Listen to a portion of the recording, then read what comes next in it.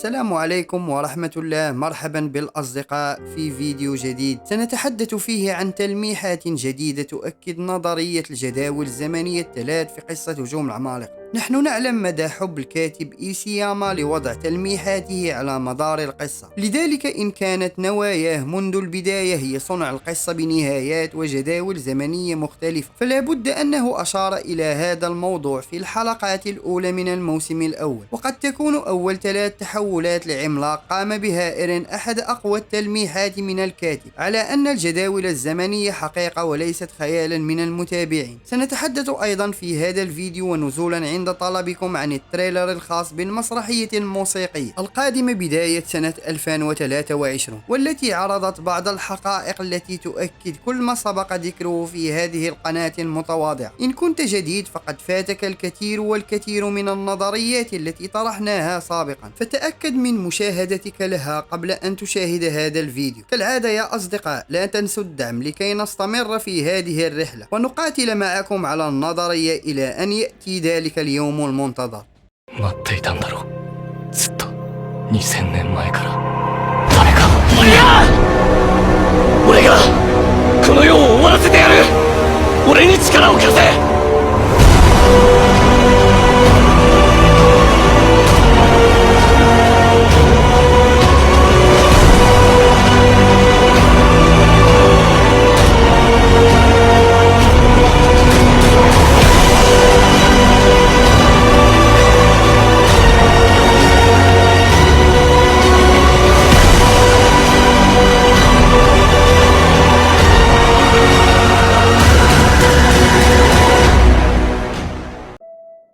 يعتبر المسار الزمني الذي ظهر في الفصل 138 هو أول جدول زمني في القصة حسب النظرية، وهو العالم المثالي لميكاسا. في هذا المسار قرر إيرين أن يكون مع ميكاسا بمفردها لحمايتها وتخلى عن الجميع، مما أدى لهلاك شعب جزيرة بارادايس. وقد حدث شيء مشابه في الموسم الأول عندما تحول إيرين لأول مرة في القصة، حيث قام بحماية ميكاسا عندما كانت بعيدة عن الجميع واستيقظت للتو مما يبدو أنه حلم يقظة حول عالم مثالي مثل ما حدث مع إيرين وميكاسا في أوفا ميكاسا. التحول الثاني لإيرين يبدو مثيرا للاهتمام أيضا من حيث التشابه مع الجدول الزمني الثاني للمانغا، حيث أنقذ إيرين كلا من ميكاسا وآرمين من المدفع الذي استهدفهم. ولاحظوا جيدا أوجه التشابه بين هذا العملاق والمؤسس.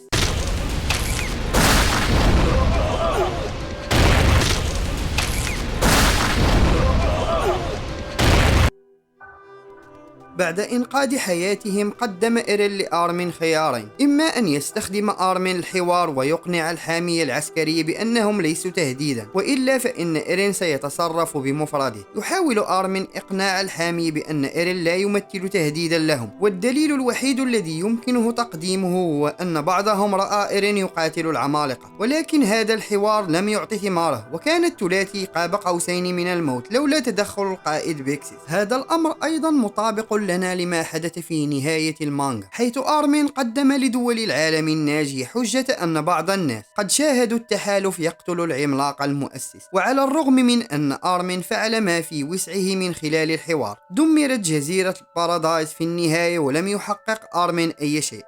الجدول الزمني الثالث الخاص بالأنمي يمثل التحول الثالث لإيرين في القصة. مرارا وتكرارا وضعت لكم العديد من المقاطع والنظريات وتحليلات الأغاني بخصوص نهاية الأنمي، فجميع هذه النظريات يا أصدقاء تتلاقى في نقطة واحدة مشتركة، وهي وفاة ميكاسا في نهاية الأنمي. وقد تكون الحلقة 11 من الموسم الأول تلميحا صريحا وواضحا على أن ميكاسا هي العدو النهائي للعملاق المهاجم، وهذا اتضح لنا من خلال التحول الثالث في القصة واستدارة العملاق المهاجم لميكاسا وتجاهله للصخرة.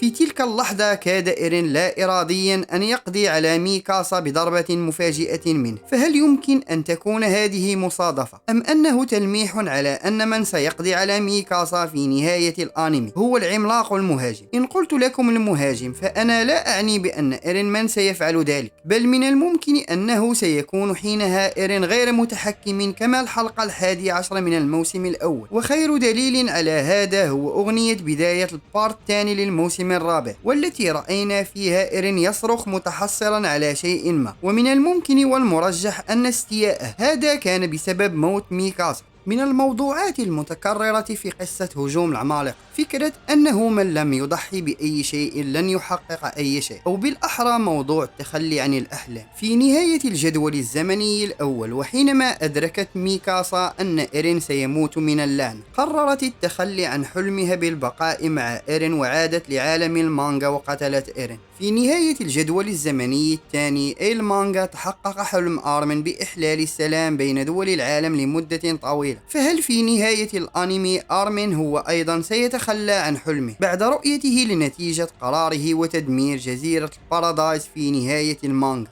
فكما لاحظتم أن كل مسار زمني يؤثر في الذي يليه، بحيث أن كل مسار هو بناء للمسار التالي وصولا للمسار الزمني الأخير، والذي سيكون فيه إيرين مدركا لكل الخطوط الزمنية السابقة وتبعاتها.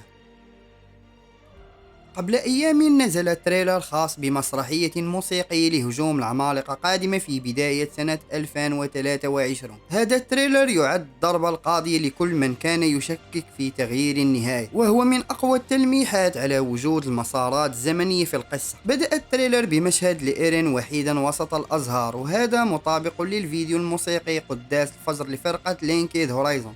بعدها ينتقل بنا المشهد لآرمين ومرور الطيور السوداء بجانب النافذة، وقد يكون مرور الطيور هو إشارة لاستقبال الذكريات، وهذا ما يؤكده المشهد التالي الذي هو نسخة طبق الأصل لما رأيناه في أغنية نهاية البارت الأول من الموسم الرابع، حيث في كلا المشهدين تم إرسال الذكريات، والمشهد أمامكم يتحدث عن نفسه. بعد استقبال آرمين الذكريات أصبح بملامح جادة، وكأنه في تلك اللحظة رأى شيئا ما. وإن دققتم جيدا في المكان الذي فيه آرمين ستجدون أنه مطابق تماما للمكتبة التي ظهرت في أغنية قداس الفجر. فهل هي صدفة أم تلميحات على أن كل مشاهد أغنية قداس الفجر هي النهاية الأصلية لهجوم العمالقة في الأنمي؟ ينتقل بنا المشهد بعدها لميكاسا بوشاحها الأسود وهي في شدة الخوف، وهنا رسميا تم قطع الشك باليقين من طرف صناع العمل بكون وشاح ميكاسا أسود في المانجا وأحمر في الأنمي نسبة للنهايتين، كما تحدثنا أيضا في العديد والعديد من المقاطع. فرقة لينكيد هورايزون هي الفرقة التي بدأ بها العمل كأنمي بتأديتهم لأغنية البداية الخاصة بالموسم الأول، ومن المتوقع جدا أنها الفرقة التي ستنهي العمل من خلال أغنية نهاية البارت الثالث والأخير، وتكون هي البداية والنهاية لرحلة عشنا فيها معهم، أغاني لن تمحى أبدا من الذاكرة. إلى هنا نكون وصلنا للنهاية يا أصدقاء، أعطونا آراءكم في التعليقات، لا تنسوا الدعم بلايك، نشر واشتراك، ولنلقاكم في فرصة قادمة، والسلام عليكم.